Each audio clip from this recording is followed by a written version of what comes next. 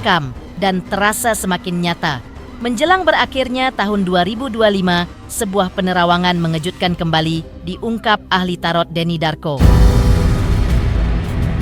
Membaca tanda-tanda alam yang tak biasa untuk menyambut awal tahun 2026, Denny Darko menyebut ada titik-titik rawan yang berpotensi memakan korban jiwa, mulai dari pergerakan tanah, angin yang tak lazim, hingga fenomena alam yang selama ini jarang terjadi di Indonesia.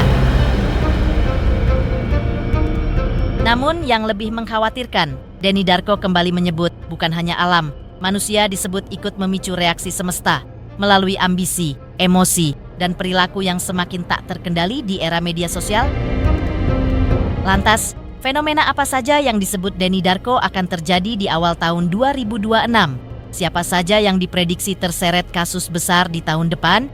Dan pesan penting apa yang harus kita pegang agar bisa bertahan menghadapi tahun 2026?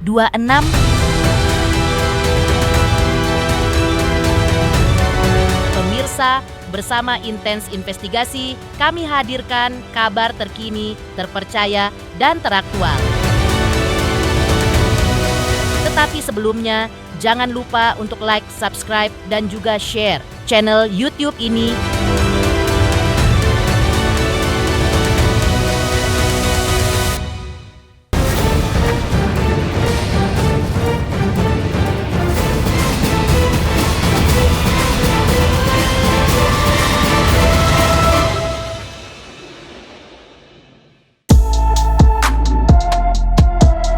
Sebuah fenomena besar menurut Denny Darko akan terjadi di tahun yang menurut penanggalan Cina bershio kuda api tersebut. Pasalnya, seperti kita ketahui bersama, bencana alam silih berganti di tanah air. Mulai dari banjir, longsor, hingga gempa bumi di sejumlah wilayah tanah air. Di tengah situasi itulah, ahli tarot Denny Darko menyampaikan peringatan serius yang menurutnya akan terjadi menyambut awal tahun 2026 yang tinggal di depan mata. Denny Darko memprediksi akan adanya pergerakan sesar lembang yang berpotensi memakan korban jiwa. Menurut Denny Darko, pergerakan sesar lembang ini tidak hanya akan terjadi satu kali. Saya sudah peringatan ini akan terjadi, sesar lembang ini akan terjadi di tahun 2026 dan ini sepertinya nggak akan terjadi cuma sekali. Sayangnya ini akan terjadi pertama memakan korban, baru kedua ini mitigasi baru dilakukan. Nah seharusnya ini sesuatu yang harusnya bisa dipelajari dari jauh hari, di mana anak-anak diajarkan saat gempa terjadi harus lari kemana, ada titik evakuasi dan titik kumpul yang memang sudah ditentukan. Nah hal seperti ini jika kalian mendengar, coba berikan satu ajakan dan urgensi kepada pemangku kebijakan untuk melakukan hal ini. Anak-anak di sekolah ini harus benar-benar diberikan pelatihan untuk menghadapi gempa, menghadapi hal-hal yang terus terjadi. Tak hanya soal pergerakan sesar lembang, Denny Darko masih dalam penerawangan yang sama, juga melihat akan munculnya rangkaian bencana alam lain di sepanjang tahun 2026. Fenomena alam yang dimaksud menurutnya adalah fenomena alam yang sejatinya sudah mulai memberi tanda sejak lama tapi seperti diabaikan, tanah longsor, angin kencang, hingga badai besar yang sebelumnya jarang. Namun menurut Denny Darko, pola alam itu kini berubah.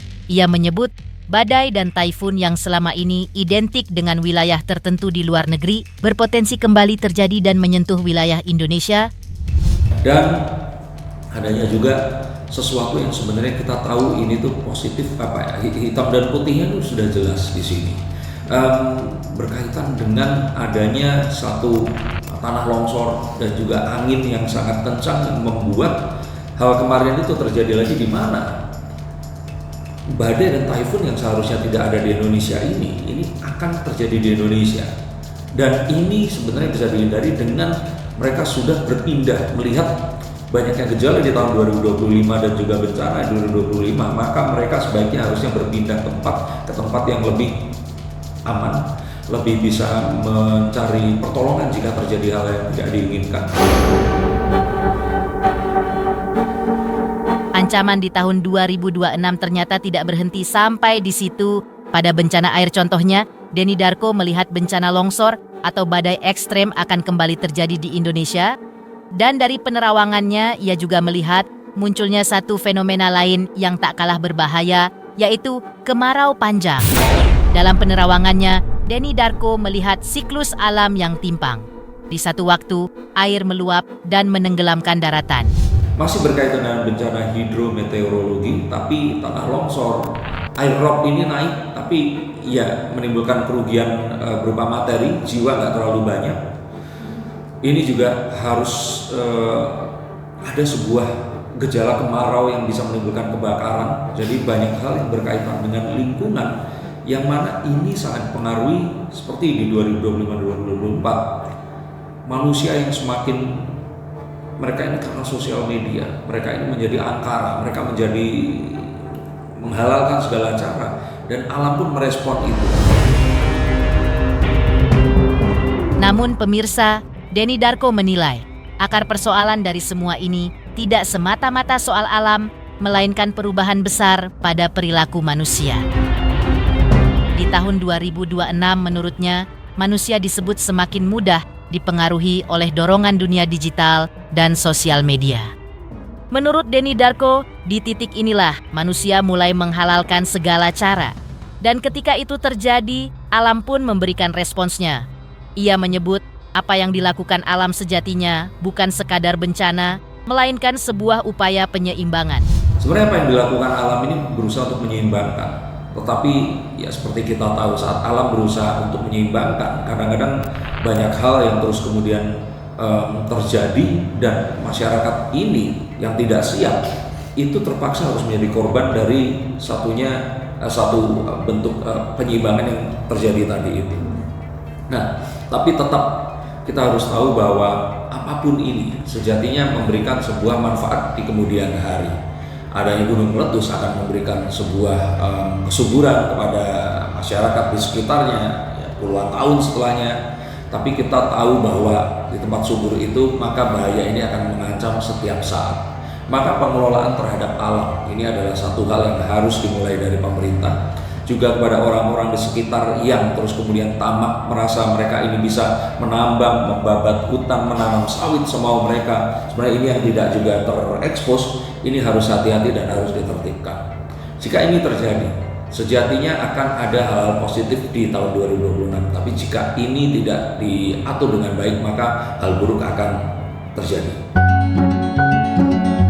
Dari kartu tarotnya, Denny Darko juga melihat gejolak besar di kehidupan para publik figur.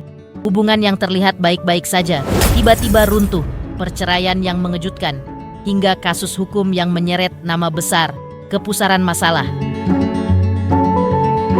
Siapakah sosok publik figur yang dimaksud? Oke, buat teman-teman semuanya, saksikan silet hari Senin sampai Jumat. Senin sampai Jumat Jam 10.30. hanya di RCTI. Mantap.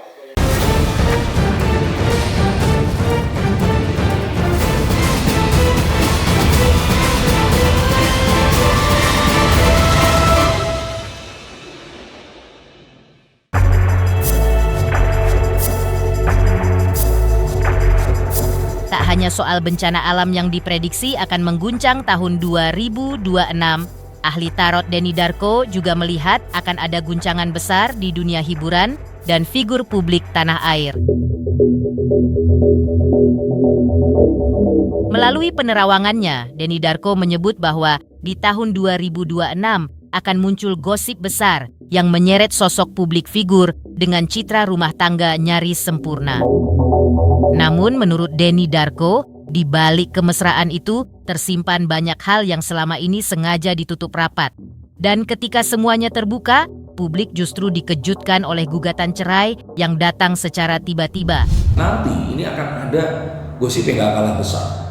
Bahkan ini akan menimpa satu orang yang kalau kita bilang kayaknya orang ini gak akan mungkin berpisah, dan gak akan mungkin kasus. Mereka ini kayak pasangan yang sangat mesra, tapi ternyata di balik itu banyak hal-hal yang mereka ini sembunyikan. Dan kemarin pun saya sudah katakan bahwa pasangan ini yang terlihat mesra, tapi ternyata mereka ini punya masalah. Akhirnya mereka ini digugat cerai. Itu pun terjadi di tahun kemarin. Ini pun dengan tokoh yang lebih besar. Ini seseorang yang kalau kita bilang Mungkin kalau dibilang dulu selebriti, iya, tapi kalau sekarang mungkin kita bilang ini ya seseorang yang sangat terkenal ya. Tak berhenti sampai di situ pemirsa. Denny Darko juga menerawang akan adanya kembali kasus obat-obatan terlarang yang kembali menyeret publik figur laki-laki di tahun 2026. Menurut penerawangannya, sosok ini sebenarnya bukan nama asing dan isu penggunaan tersebut sebenarnya telah lama diketahui oleh lingkaran sekitarnya. Sosok ini pun disebutnya bukan figur sembarangan. Ia adalah publik figur senior, dikenal luas, bahkan memiliki lebih dari satu identitas publik. Pria, seorang yang saya katakan ini bisa saja dia ini artis tapi juga jabat ya, atau intinya adalah dia ini sebenarnya orang-orang itu udah tahu dia ini seorang yang menggunakan tapi tidak pernah diekspos, dan terus kemudian akhirnya ini kambuhan ya sebenarnya, dia akhirnya tertangkap.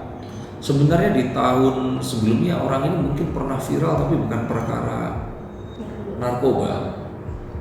Sebentar, dibilang pejabat bukan, penyanyi sebenarnya, senior, dan sepertinya dia akan ya artinya bisa saja, nah benar ada satu hal yang sangat besar akan terjadi dan ini dimunculkan untuk pengalihan perhatian. Jadi sebenarnya polisi itu mungkin sebenarnya tahu, tapi memang belum dimunculkan. Ini akan dimunculkan nanti di 2026.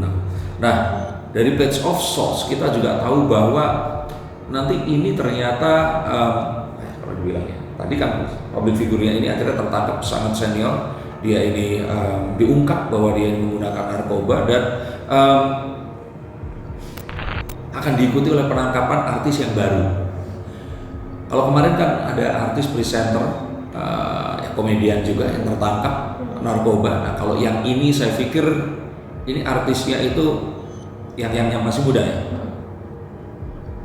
stand up komedian, tapi dia lebih ke arah komedi. Siap atau tidak, tahun 2026 segera akan terjadi dalam waktu dekat. Lantas, pesan apa yang ingin disampaikan Denny Darko agar tidak ikut tenggelam dalam kekacauan tahun 2026? Oke, buat teman-teman semuanya, saksikan silet hari Senin sampai Jumat. Senin sampai Jumat Jam 10.30. hanya di RCTI. Mantap.